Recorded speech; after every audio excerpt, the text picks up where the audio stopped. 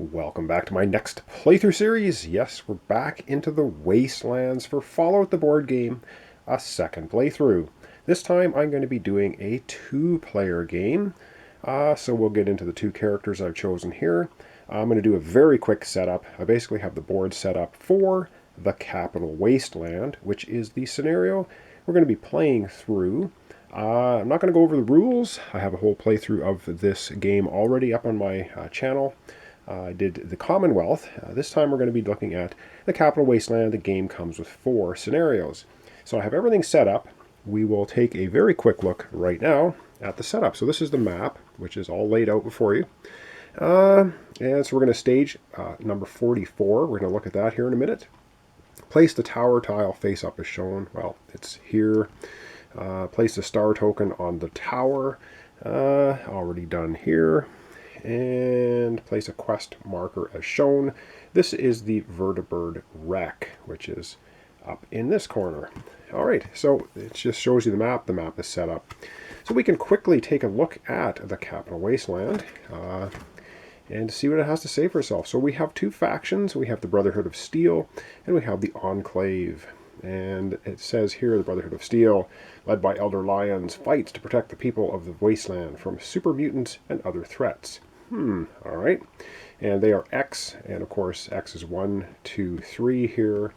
And the Enclave then, which is going to be represented by the shield icons, commanded by the mysterious President Eden. The Enclave blasts propaganda promising a return to the glorious days of pre-war America. They are Y. Y means they are just ranged. No, they're not. The Y is 2, or 1 here, 2, and 3.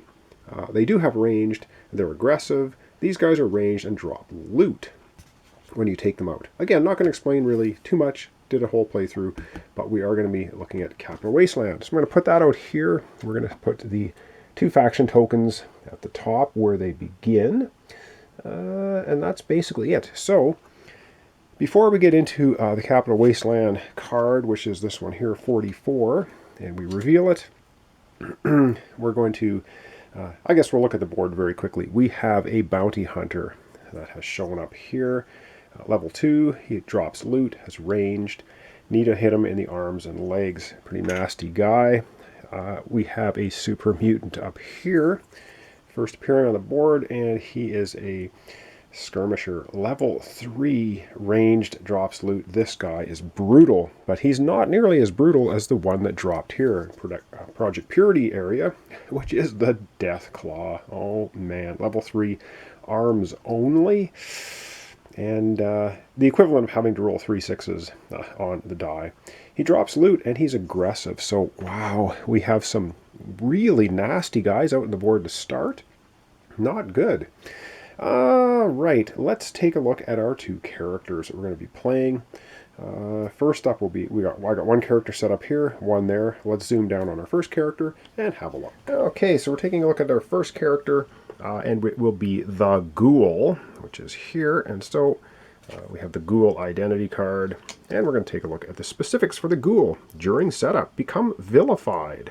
Well, nobody likes the ghouls very much, so we become vilified. So we put the vilified trait. Can have 3 traits here.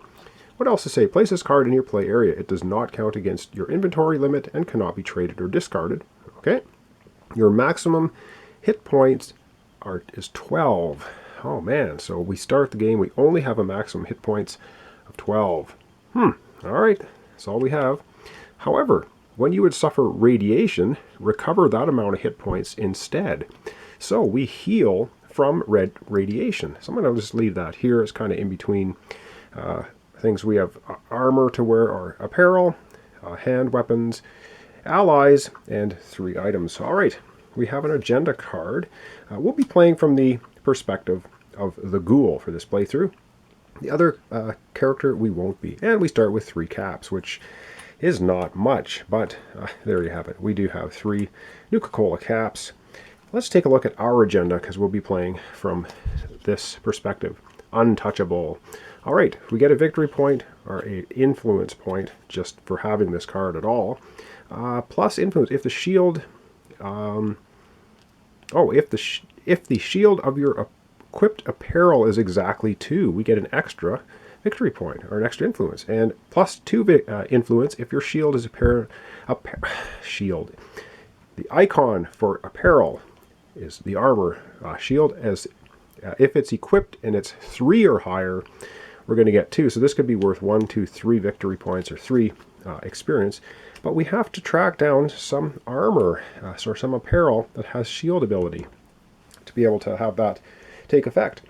That's the ghoul. Well, we have our ghoul special token, which is represented by this, and we have perception. So that's going to go in our space here. And I randomly chose another one out of my Crown Royal bag, and charisma. So we're a perceptive, charismatic ghoul who is vilified. Okay, that's basically the setup for the ghoul. Let's take a look at our opposing character for this playthrough. Okay, and the opposition is the super mutant. Alright, so we have the ghoul and super mutant for this playthrough. What does it say for super mutant? During setup, become a super mutant. Well, okay, we are. Place this card in your player. It does not count against your inventory limit and cannot be traded or discarded. Alright. For each radiation you suffer, gain 1 experience. Okay, so when we get radiation, we get experience for radiation. That's another pretty cool ability. Yes, we start with 3 caps. No, we're not going to look at the Super Mutant's agenda card because that information will remain hidden. We do have a very cool miniature, though. Again, so much detail in these minis. Extremely well done. Yes, I'm waiting for Fantasy Flight to come out with an expansion, which they haven't yet. It's been a while. Alright, the Super Mutant token, they are, well, gee, surprise, strength. Okay, and the random one I chose, agility. So he's an agile, strong Super Mutant. Could be hard to beat. Alright, the only last thing we need to really look at before we get looking at the staged Welcome to the Capital Wasteland number 44 card is what's available in the shop. So let's take a look at that quickly, and then we're going to set the stage for our playthrough. And I hope this focuses fairly well. So we have a stim pack. It says during your turn, you may discard this card to recover all your hit points, costing 5 caps. Nobody has that. Then we have jet. During a test or fight, exhaust to change the die result to a different face. Ooh. Then you have to test endurance. If you fail, you become addicted. And if you're addicted, you cannot discard this card. And it costs 2 caps to unexhaust. Wow. Then we have the lab coat. Ooh, it's got a shield on it, something that possibly the ghoul would want, costing 6 though. During the test, it uses intelligence, add 1 hit. Okay. Drug items do not count against your inventory limit with the lab coat. And we have formal wear costing 7. It also has 1 armor protection. During a test that uses charisma, add a hit. Okay. Ignore all companion requirements. Wow, so you can just recruit companions if you're wearing them. So those are our shop items, and I think we're going to have a roll-off to see who is going to be going first and who gets to be placed out on the Crossroads camp first. So I'm going to do that, and then we're going to set the stage for this playthrough. Alright, so we have the ghoul, we have the super mutant. So, and I'm going to do it, whoever gets the most hits, which is the stars on the dice, will be first player. So we're going to start with the ghoul. The ghoul ends up getting 1, 2, 3. And if there's a tie, we'll just re-roll until we get a different value. So that's 3 for the ghoul. And the super mutant gets 1, 2.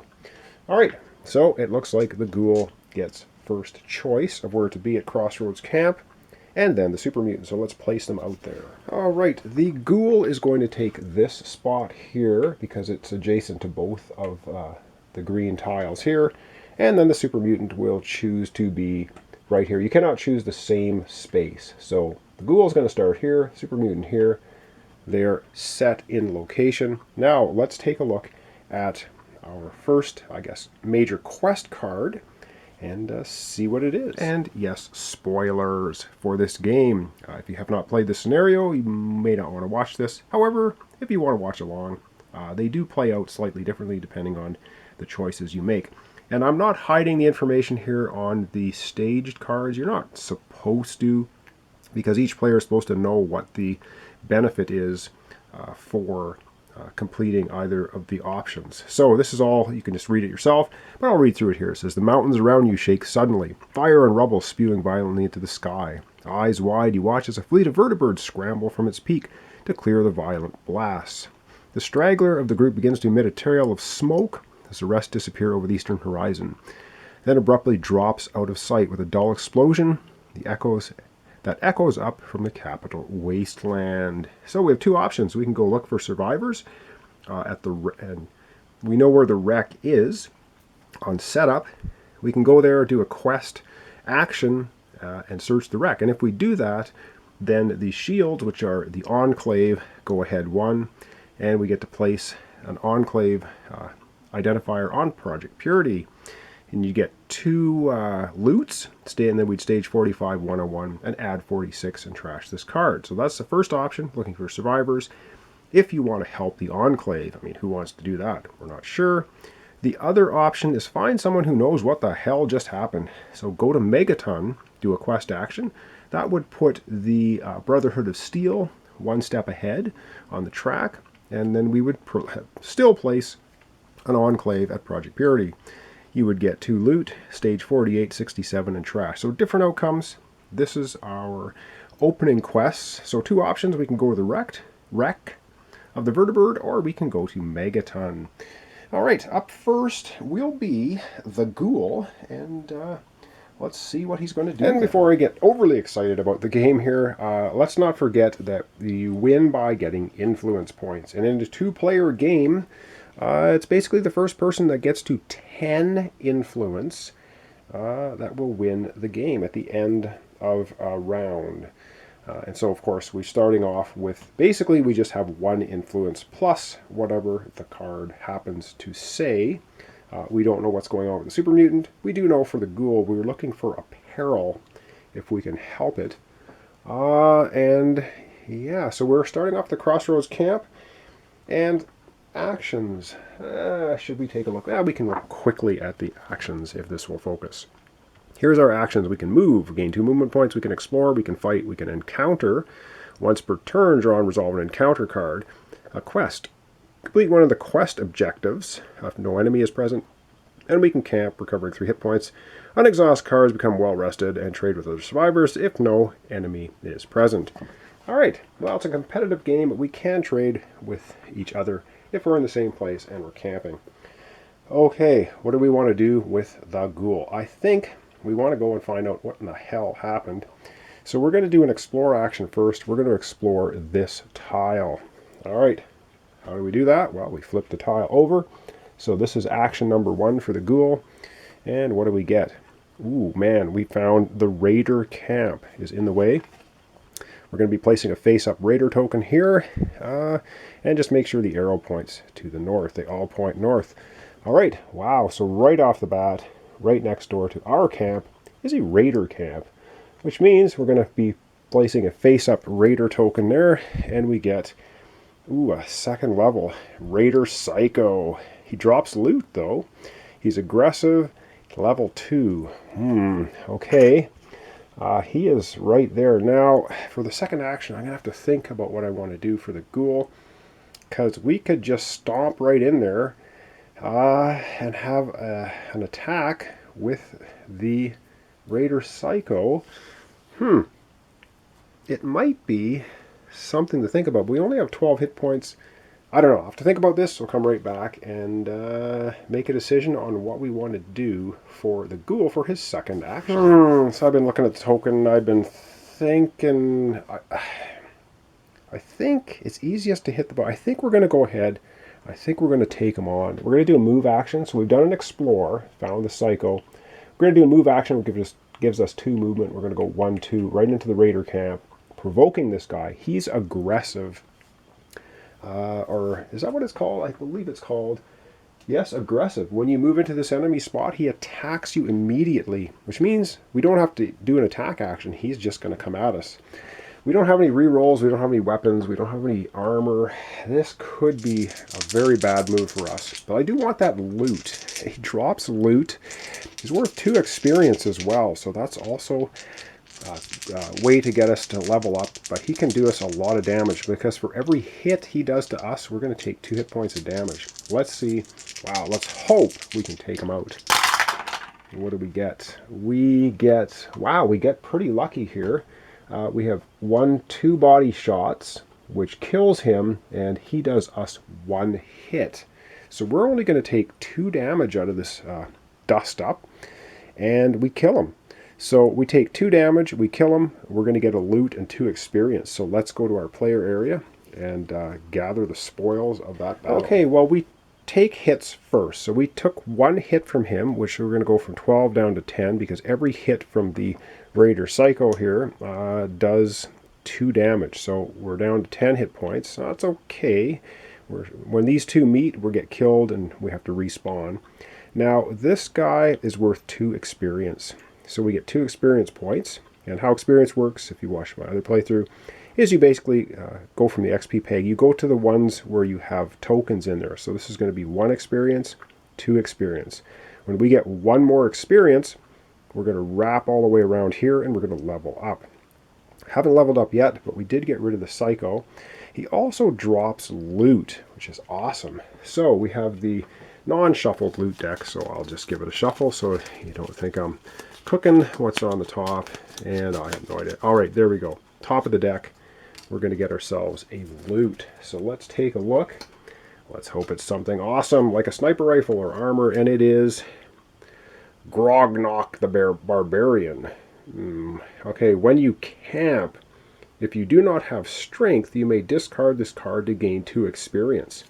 That is most awesome. We don't have strength. That is really cool. And so we're going to put that in our inventory. We can have 3 items in inventory. It's our first one. It's worth 2. We can sell it for 1, but wow, 2 experience. That is really good. And that's the end of the Raider Psycho. This guy is going to get discarded for now. I put them face up at the bottom of the stacks, and we need to immediately replace him on the board, face down. So let's go ahead and do that. All right, so we take the shuffled tokens, and we're going to place one face down here. Now, it's not going to interfere with movement or anything. It just is what it is. All right, and up next will be the Super Mutant. And so it's the Super Mutant's turn, and the Super Mutant is going to do a move action first.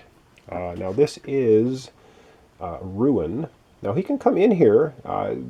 We don't interfere with each other per se, and we can trade items and stuff if we feel like it. Does he want to come in here? And then, no, he's not. He's going to do a move action first. He's going to go 1 movement. He still has 1 movement left.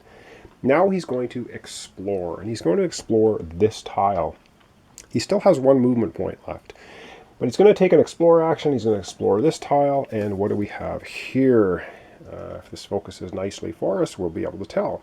We have Ashbury Road, which is a small settlement. A bug's going to appear here. And no radiation and no difficult terrain. So it's not a very dangerous piece of land. He has 1 movement left. He will move here. Well, hang on. Let's figure out what bug appears first. So we have to take a bug token. It's face up. It is a feral ghoul. It doesn't drop any loot or anything. It's a 2nd level. It's aggressive. Ha! So it appears here. That may change the Super Mutant's idea of where he wants to go. Or will it?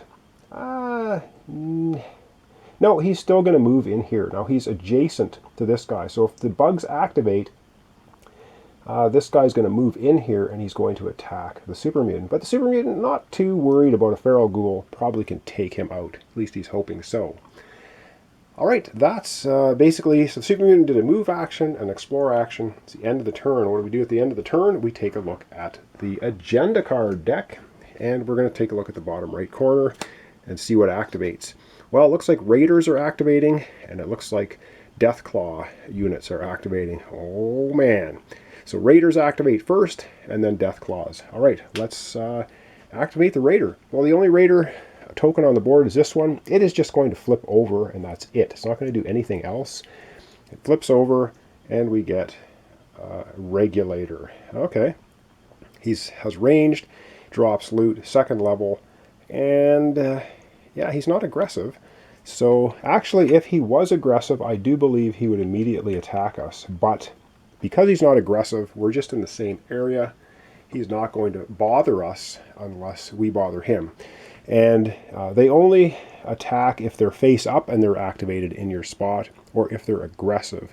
So the bugs didn't activate, but the Death Claw did. Wow, so let's go down to the bottom of the board. The Death Claw is going to start moving this way towards our survivors. All right, so the Death Claw is here, and it's going to try to get up here and attack either the Super Mutant or the Ghoul. And if it goes either space here, it's still, I think, its best option is to move here, because then it can move in this location and this location, depending where our players move. And that basically takes one turn to happen. And so that's basically it for the first turn of the game, or first, I guess we'll call it, it's first round of the game. It's a round. So basically the players get 2 actions, and then we draw an agenda card. And that's how the round works. And the first player is the Ghoul, and I suppose I should designate that somehow, so I don't get that messed up. I think we'll just use a 5 token here. I'll put the 5, I don't know where, right beside the Ghoul player mat here. So I know that they're first player, because it can make a difference, I think, in certain instances. All right, that was the introduction. Turn 1. I think we might do one more turn. I got to check the time on my camera, though. Make sure. I want to keep my videos 30 minutes or less, as per usual. So I'll either come back and wrap up, or we'll come back and possibly have one more turn for the Ghoul and the Super Mutant, which means we'll have one more round. And I'm sitting at just about the 20-minute mark, and so unfortunately I am going to end it off for today. So when we come back, we'll be continuing our playthrough of the Capital Wasteland with our 2 factions, Brotherhood of Steel and the Enclave. And it looks like, I don't know, it looks like the Mutant may be trying to go to the Vertibird. I'm not sure. But we certainly, as the Ghoul, we want to get down to Megaton and find out what happened. So that's what we're going to try to do in the next episode. So thanks so much for watching along. Thanks for your comments, your subscriptions, and your likes. Very much appreciated. This is Fallout, the board game. And yes, I know there's lots of complaints about the influence point and end game conditions. Doesn't really bother me too much. I just enjoy kind of the story as we go along. And it just now reminds me that we do also have another raider here, the Bounty Hunter, which I forgot about. He will move up here because raiders moved. Just caught that now, so sorry about that. And there you have it. So I really appreciate your subscriptions, your comments and likes, as always. So I will see you in the next episode of Fallout, the board game, where this time we're doing a 2-player game.